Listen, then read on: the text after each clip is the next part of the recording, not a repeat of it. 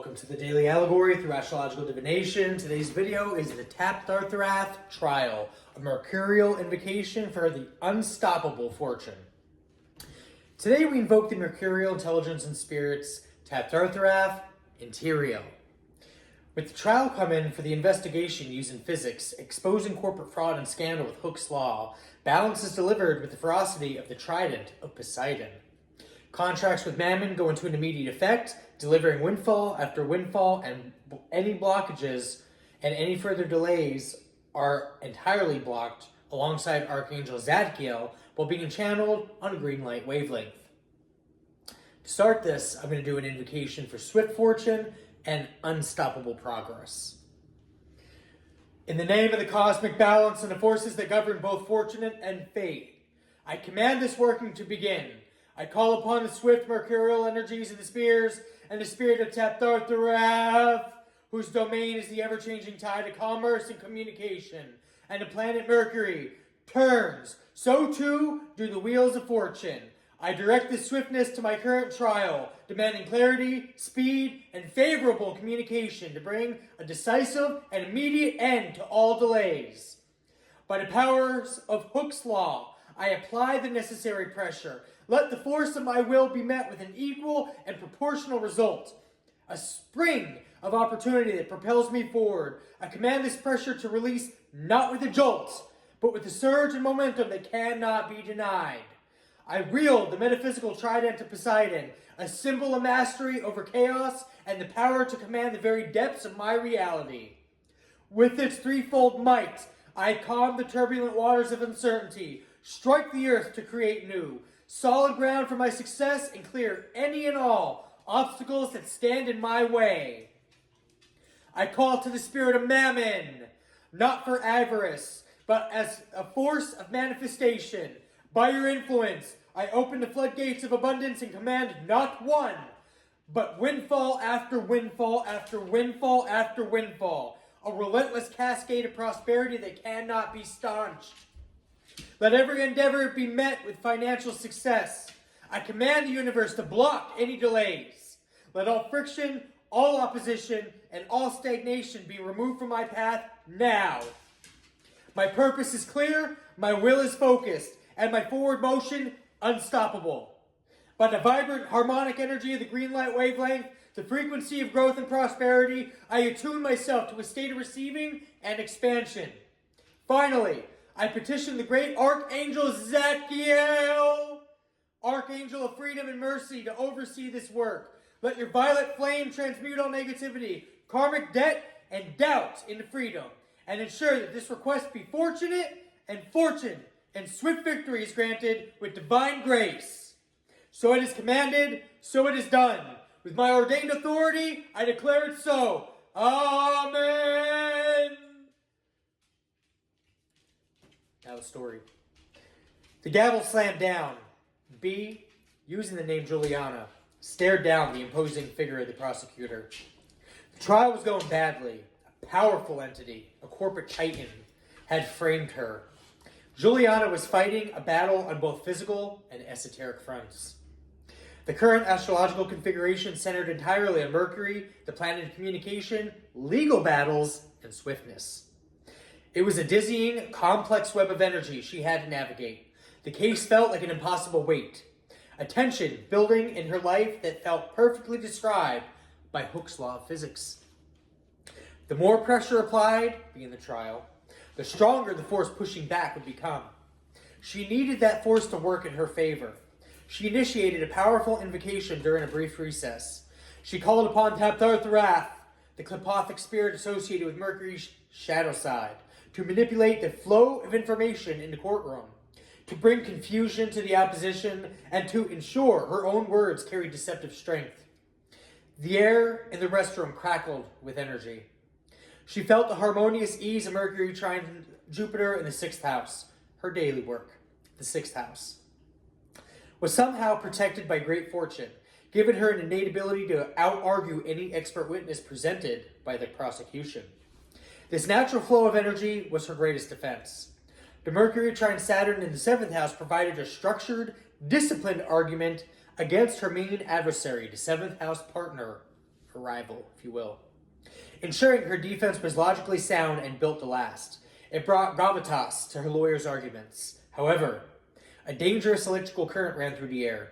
It was the Mercury opposition sensitive degree Uranus in the 8th house. It was a shockwave of unexpected chaotic developments regarding shared finances, debt, and a deep transformative issue in the 8th house.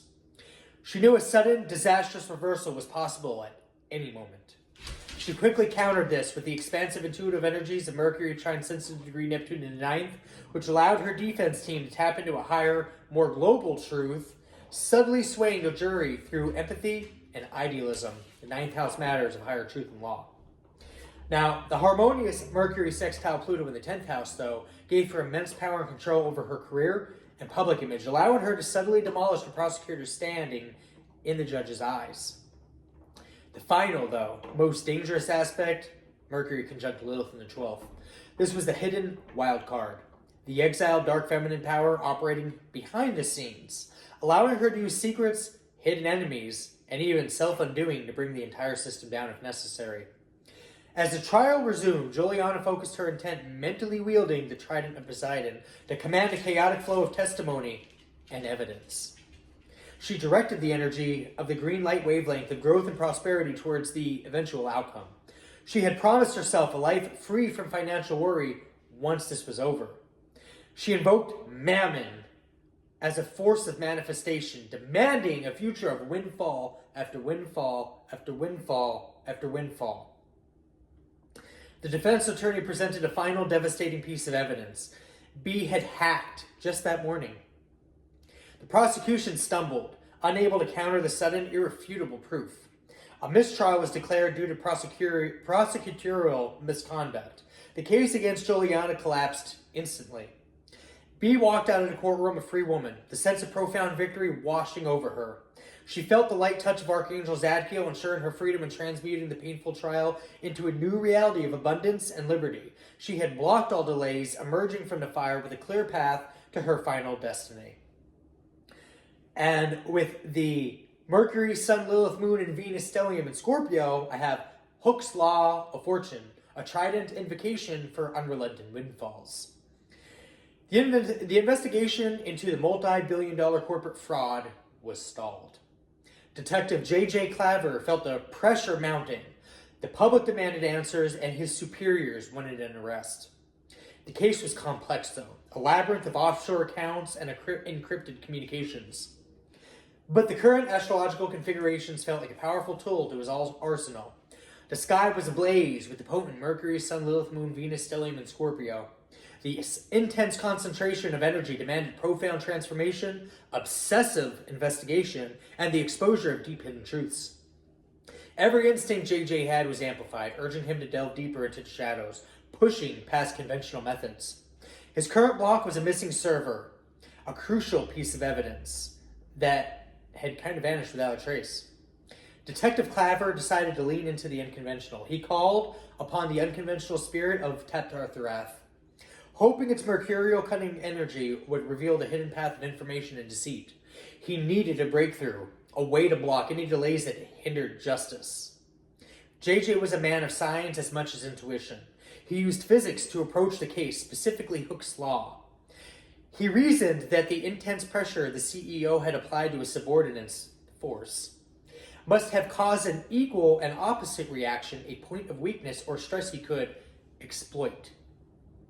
The tighter the CEO pulled the strings, the more likely someone was to snap and talk. He also turned to symbolic magic. He focused his will, imagining he wielded the Trident of Poseidon, using its power to command the turbulent flow of information and pierce the murky depths of the corporation's secrets. He needed to strike at the heart of their structure. A green light emanated from the computer screen, the specific green light wavelength of growth and life, symbolizing the flow of prosperity he had intended to restore by seizing this illicit stolen funds. Detective Claver was hunting not just justice, but the return of stolen wealth. He focused on the energy of Mammon, visualizing a continuous windfall after windfall after windfall after windfall of evidence and fortune once the dam of secrecy broke. The pressure from Hooke's Law worked. A low-level accountant feeling the intense heat of the investigation finally cracked. He provided the location of a secondary hidden data center. The information was an absolute goldmine. The breakthrough came so swiftly it felt supernatural almost. Detective Claver called in the team. The arrest was imminent. He silently thanked the energies he had invoked. As the CEO was led away in handcuffs, Detective Claver felt the transcendent presence of Archangel Zadkiel, who oversaw the dispensation of justice and the transmutation of a crime into a clear, resolved truth. The trial would be swift, the evidence overwhelming for sure. And the case was closed at last. Hopefully you found it entertaining, guys. See you in the next one.